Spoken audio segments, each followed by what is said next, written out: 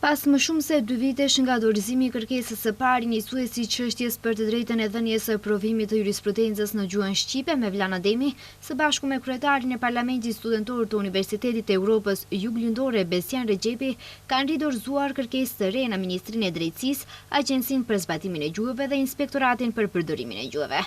Sipas Ademit, këtë herë kërkesa nuk kufizohet vetëm te provimi i jurisprudencës, por përfshin edhe provimet për noter, për mbaruesi dhe të gjitha provimet e tjera shtetërore, që sipas tij vazhdojnë të organizohen vetëm në gjuhën maqedonase, ndonse ligji për përdorimin e gjuhëve garanton përdorimin e gjuhës shqipe në institucione shtetërore.